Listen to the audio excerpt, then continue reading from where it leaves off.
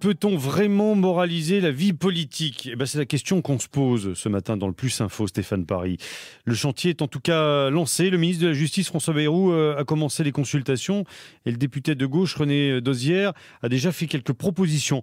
On va en parler avec Dominique Andolfato, prof de Sciences Po à l'Université de Bourgogne-Franche-Comté. Il est votre invité, Stéphane. Bonjour Dominique Andolfato. Bonjour. Alors moraliser la vie politique, c'est bien beau tout ça, mais d'abord est-ce que c'est possible? Est-ce qu'il y a des pays en Europe qui y sont arrivés?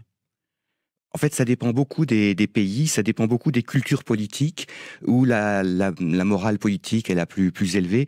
C'est surtout dans les pays d'Europe du Nord, les pays d'éthique protestante, on dirait, je sais pas.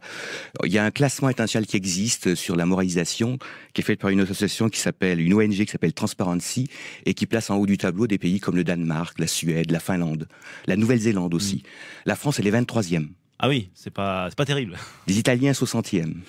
Plus on descend dans l'Europe et moins on se classe finalement. Les Espagnols, c'est à peu près comme nous. Ouais, question de culture, vous dites alors. Oui, ouais. Ça dépend beaucoup de la culture, ça dépend du passé un peu lointain. Je parlais de l'éthique protestante. Dans les pays où le protestantisme est fortement implanté, la moralisation de la vie politique, il y a moins d'affaires de corruption, les gens sont plus propres, on va dire. Et la classe politique, les élites politiques sont plus à l'écoute, sont également plus modestes.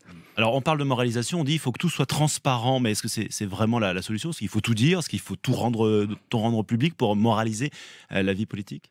Pas forcément, il peut y avoir une certaine dictature de la transparence. Il faut tout de même avoir un minimum de règles. Et en France, en fait, on a déjà beaucoup de règles, puisqu'il y a déjà eu une douzaine de réformes sur le sujet depuis les années 80. Mais sans doute que ces règles sont... Souvent, on les fait à chaud, toutes les réformes en France, suite à des affaires, etc. Et c'est pas forcément bien appliqué, tout cela. Alors, il y a eu beaucoup d'affaires pendant la dernière campagne présidentielle.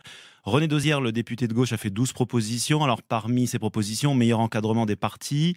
Leur nombre, c'est vrai, a explosé. Et c'est vrai qu'on ne comprend pas bien pourquoi. Est-ce que c'est uniquement pour faire du financement, selon vous? Voilà, en fait, il y a beaucoup de partis politiques fantaisistes à mon avis, le commun des auditeurs de France Bleu ignore. Il y a une liste officielle des partis politiques en France, ils sont plus de 400. C'est énorme. Donc en fait, on en connaît à peine une dizaine publiquement. Mais c'est vrai que c'est les règles de financement de la vie politique qui ont induit l'émergence de partis, parce qu'il suffit de présenter n'importe quelle organisation. Il suffit de présenter 50 candidats dans 50 circonscriptions de faire 1% des voix, et ils vont toucher de l'argent public pendant 5 ans. Donc ces règles ont induit des mauvais comportements. Alors trop de partis, trop de parlementaires aussi, on en a 577. Est-ce que si on réduit le nombre de parlementaires, on peut espérer avoir une vie politique plus saine? C'est peut-être une des pistes. Oui, une des pistes, parce que c'est vrai qu'en France, il y a pratiquement 1 millier de parlementaires.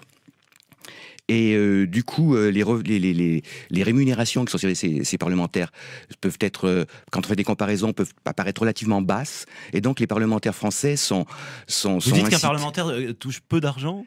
Par rapport à d'autres parlementaires, ah oui, bien sûr, par rapport à un smicard, voilà. Mais un parlementaire, c'est quelqu'un qui doit avoir le problème de l'indemnité parlementaire, il ne faut pas que le parlementaire il soit corrompu par une tierce personne, par une entreprise, par une association.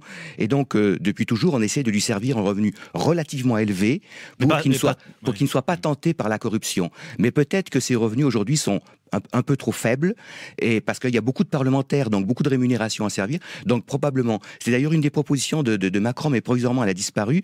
Une des solutions, ce serait de réduire le nombre de parlementaires, au moins d'un tiers. Macron parlait d'un tiers, d'autres de la moitié. Donc c'est peut-être une solution de réduire le nombre de parlementaires et d'augmenter les rémunérations. 8h moins 5 sur France Bleu Bourgogne, on parle de la moralisation de la vie politique ce matin avec Dominique Andolfato et quelques idées reçues que vous avez relevées, Stéphane. Oui, que je vais vous soumettre, Dominique Andolfato. Vous me dites si c'est vrai ou si c'est vraiment une idée reçue. Alors cette loi, la moralisation de la vie politique, ça ne servira de toute façon à rien parce que le pouvoir entraîne forcément corruption et magouille. C'est vrai ou c'est une idée reçue? Non, c'est une idée reçue. Tout dépend des personnes, tout dépend peut-être de l'organisation, etc. Non, il y a des parlementaires qui sont tout à fait, et la plupart, je pense, sont tout à fait honnêtes. On peut le dire. Oui, je pense qu'on peut le dire. Bon, c'est sûr que si parfois ils jouent un petit peu plus la carte de la transparence, on serait rassuré sur cette honnêteté. Mais bon, il n'y a pas non plus des centaines d'affaires, il y en a quelques-unes.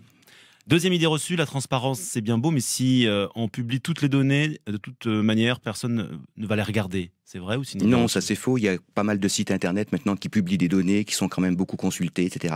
Donc c'est faux. Donc c'est inexact également. Et puis dernière idée reçue, en matière de moralisation, il faut quand même faire la différence entre les élus locaux et les élus nationaux. les élus locaux sont plus honnêtes que les élus nationaux. C'est vrai ou c'est une idée reçue?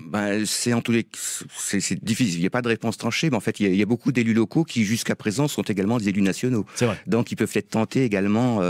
Donc, il n'y a pas de. C'est du cas par cas. En fait, il faut examiner chaque situation, chaque parlementaire. Je pense que la plupart sont quand même honnêtes. Et quelques brebis galeuses. Voilà. Mais comme dans tous les milieux, il y a tout le monde n'est pas blanc. Hein.